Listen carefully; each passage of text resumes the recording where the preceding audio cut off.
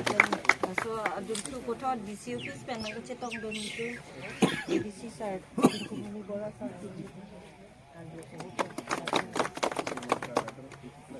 এই open stage তো Adarxo গ্রামতে করা লাস্ট টাইম না আর বাউন্ডারি ওয়াল Adarxo এরকম DC office planning officer alang le tinangkang ato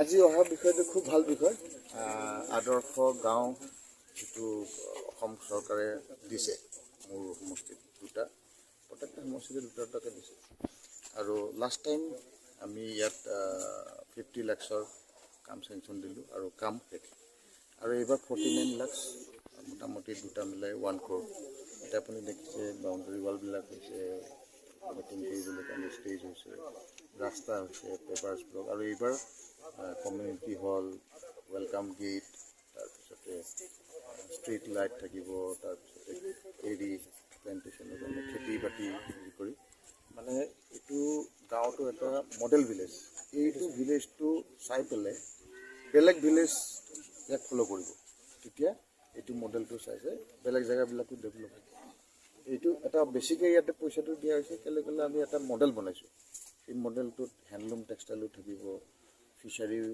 থাকিব পিচিকালচাৰৰ কাৰণে বাকী এতিয়া লক্ষীমন সমাজে কিছুমান জীৱ জন্তু নোপোহে সেইবিলাক আমাৰ ৰেষ্ট্ৰিকশ্যন থাকিব আদাৰৱাইজ গোটাৰী পিগাৰী এইবিলাক ফাৰ্মিং চব এই মডেল ভিলেজত থাকে মোৰ গাঁৱৰ এটা ইয়াৰ কৈছোঁ তাত ফিচাৰীও আছে প্লাছ হেণ্ডলুম টেক্সটাইলৰ কাৰণে অলৰেডি তাত কাম আৰম্ভ হৈছে তেনেকুৱা ৰাস্তাবিলাক ঠিক কৰি জালুক গছৰ খেতি কৰিবলৈ কাৰণে কৰিছে ভেৰাইটিছ এটা ভিলেজত যেনেকৈ ৰুৰেল ইকনমিটো এম্পাৱাৰমেণ্ট কৰিব পাৰে আৰু দুখীয়া মানুহবিলাক কেনেকৈ নিজৰ ভৰিত থিয় হ'ব পাৰে এইটোৱে প্লেনিংটো হৈছে Adarxo গ্ৰাম যোজনা আৰু মডেল ভিলেজ পঞ্চায়ত আছে সেইটো কাৰণে আজি ইয়াতে ফাউণ্ডেশ্যন ষ্টল লে কৰিলোঁ ভিডিঅ' বাইদেউ আছে ADC লগত আছে প্লেনিং অফিচাৰ আছে ইঞ্জিনিয়াৰ গোটেই ষ্টাফ লৈ আহি পেলাই কৰিলোঁ আৰু এতিয়া কাম আৰম্ভ হ'ব খুব সোনকালে আমি এইটো শেষ কৰি পেলাই নেক্সট ফেজটোৰ কাৰণে আৰু এটা ফেজত 50 লাখকৈ এইটো চেংচন 50 আমি গৈ থাকিম আপ টু 5 crore এইটো প্ৰজেক্টটো চলিব আৰু আমি যোৱাৰ পিছতে বেলেগ MLA আহি পেলাই যদি কৰি থাকে তেতিয়াহ'লে 5 crore পাব নহ'লে মই থকালৈকে যিমান আনিব পাৰে সিমান বেছি Sir, LAC to most of this Duarbaguri par half of this Duarbaguri par is going to save Haragat LAC. What you are going to do?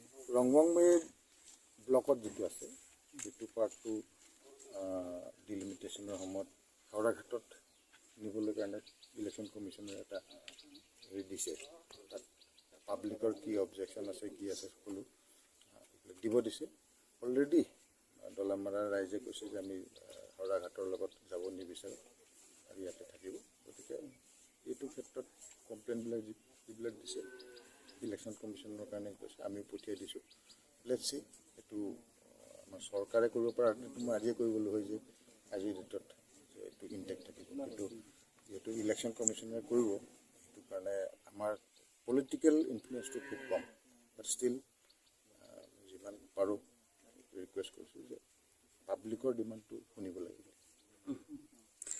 Sir এইটো তাৰাপুং আৰু এইটো পাঞ্জানলৈকে ৰাস্তাটো কেতিয়া বনাব আগতো ইলেকশ্যনৰ আগতে বনাব কৈছিলে 3 মাহৰ সেইটো মই কোৱা নাই নহয় এই MP টো কৈছিলে যে MP সুধিব এইটো MLA সুধিলে নহ'ব মই এতিয়া কৈছোঁ দলামাৰাৰ পৰা তাৰাপুংলৈকে মই ৰাস্তা প্লেন কৰিছোঁ অলৰেডি নেচিডৰ কাৰণে আমি এপ্লাই কৰিছোঁ প্ৰে কৰক এইবাৰ চেংচন হৈ যায় কাৰণে আৰু ব্ৰিজবিলাক মই বনাই আহিছোঁ এইবাৰ দুৱাৰবাগৰিত প্ৰায় 7টামান ব্ৰিজ দিছোঁ মিলি কমাৰ্চি কনষ্টিটুৱেঞ্চিত 7টামান ব্ৰিজ দিছোঁ মেক্সিমাম ব্ৰিজ এইবাৰ কমপ্লিট হৈ যাব আৰু 30টামান ব্ৰিজ থাকিব মোৰ LACত আৰু নেক্সট ফেজত যদি আমি আৰু 30টামান ব্ৰিজ পাই মোৰ LACত মেজৰ ব্ৰিজ কাম খতম হৈ যাব আৰু CPMDকে ৰোড হয় সেইটো আমি প্ৰপ'জেল দিছোঁ সেইটো অলৰেডি আমাৰ এটা প্ৰপ'জেল চিলনীজানৰ পৰা কহৰালৈকে ষ্টেট হাইৱেটো নেশ্যনেল হাইৱে কনভাৰ্ট কৰিবলৈ কাৰণে আমি ডিমাণ্ড দিছোঁ।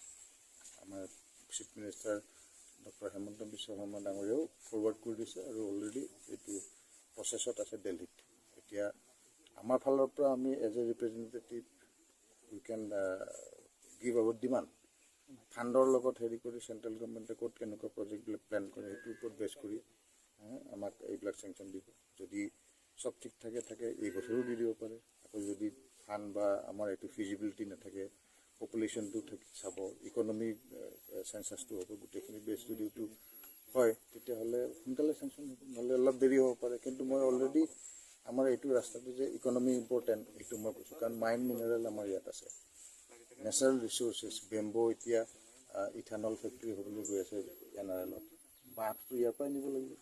তেতিয়া এইটো যদি হৈ যায় তেতিয়াহ'লে আমাৰ ফাৰ্মাৰ্ছবিলাকে যাৰ এনেকৈ বাঁহ লগাই থৈছে সেইবিলাকে দাম পাব বাঁহটোত, আৰু আমাৰ এটা ইকনমিকেলি আমাৰ দুখীয়া মানুহবিলাক বুষ্ট পাব।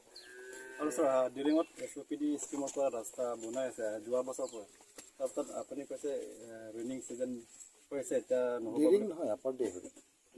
ডিৰিংটো মই নাজানো ক'ত পৰা, আপুনিয়ে কৈছিলে। ডিৰিঙৰ ৰাস্তা মই নাজানো। আপাৰ দেহৰিৰ ৰাস্তা আৰম্ভ হৈছে কনষ্ট্ৰাকশ্যন, মই অলৰেডি ফাউণ্ডেশ্যন লে কৰিছোঁ। ডিৰিঙত মই ৰাস্তা ফাউণ্ডেশ্যন লেও কৰা নাই, SOPD ৰাস্তা মই চেংচনো কৰা নাই, কিন্তু ইন ফিউচাৰ EM আৰু আপোনাৰ দুজন থকা সময়ত আমি সুধিছিলোঁ ছাৰ। হয়, যোৱা বছৰতে আপুনি সুধা কথা সুধি থাকিব পাৰে, মই কোৱা কথা কৈ থাকিব পাৰে। এতিয়া যিটো কৈছোঁ সেইটো শুনিবি। আপাৰ দেহৰিৰ ৰাস্তাটো কনষ্ট্ৰাকশ্যন কাম চলি আছে, তাতে 8 crore আমি চেংচন দিছোঁ, 8 কিলোমিটাৰ ৰাস্তা কমপ্লিট হ'ব। আকৌ চকীহোলাৰ পৰা যিটো আহি আছে আমাৰ কি কয় ডেইথৰ, এই ৰাস্তাও কনষ্ট্ৰাকশ্যন কাম চলি আছে। ফেজ ৱাইজ আমি চেষ্টা কৰিছোঁ যিমান পাৰোঁ ৰাস্তা। ইয়াতো আমাৰ PMDSৰ ৰাস্তা আৰম্ভ কৰিছোঁ। আকৌ এইটো জাম্বিলি আথানৰ পৰা যিটো মাৰ্কেট লগে দলামাৰা, এইটো ৰাস্তাও আৰু 1 কিলোমিটাৰ মই এইবাৰ চেংচন দিছোঁ। এতিয়া যোৱাকালি মই আজি হেৰি ৰিপেয়াৰিঙৰ কাৰণে বৰজুৰিৰ পৰা জাম্বিলি আথান য'লৈকে আছে তাৰ মানে 2.5 কোটি টকা চেংচন কৰিছোঁ, এইটো ৰিপেয়াৰিং হ'ব। আৰু এই বেয়া ৰাস্তাবিলাক কিমান পইচা এতিয়া ষ্টেট গভৰ্ণমেণ্টে কিমান পইচা দিয়ে সেইটোৰ ওপৰত কথা। এতিয়া মইতো বনাম বুলি বৰপুং তাৰাপুং লগে কৈছোঁ, কিন্তু এতিয়া ফাণ্ড এভেইলেবিলিটিৰ ওপৰতে ডিপেণ্ড হৈছে, পইচাটো কিমান আহে। এতিয়া তাত যেনেকুৱা অসুবিধা, আসাম নাগালেণ্ড বৰ্ডাৰ, ডিমাপুৰৰ ওচৰত বৰজান, বোকাজান, এই কনষ্টিটুৱেঞ্চিটো একেই অৱস্থা, ৰাস্তা বেয়া যিখিনি আছে। ইয়াত I am trying my best. আগৰ MLA বিলাকে যদি অলপ কৰি থৈ যোৱাহেঁতেন মোৰ কাম কমিলে হয়, আগতে নকৰিলে। আপোনালোকে এনেকৈ যদি আগৰ MLA ধৰাহেঁতেন তেতিয়াহ'লে আমাৰ জেগাটো বহুত ডেভেলপ হ'লে হয়। আগতে MLAও আপোনালোকে নাপায়, কথাও ক'ব নোৱাৰে, ৰিকুৱেষ্টো কৰিব নোৱাৰে। এতিয়া ৰিকুৱেষ্ট কৰিছে, ভাল হৈছে। I have seen all my constituencies, I have visited. ৰং টেকে এইখিনিলৈকে আমি গৈছোঁ। গতিকে I know' the condition of the roads, আৰু মানুহ যে কষ্ট পায় সেইটো মই নিজে জানো। কাৰণ মোৰ ঘৰৰ আগাৰলৈকে ৰাস্তা নাছিলে, ব্ৰিটিছে বনাই যোৱাৰ ৰাস্তা আছিলে, ভাৰত চৰকাৰ 70 yearsত নবনালে, মই MLA হৈ পেলাইহে বনালোঁ।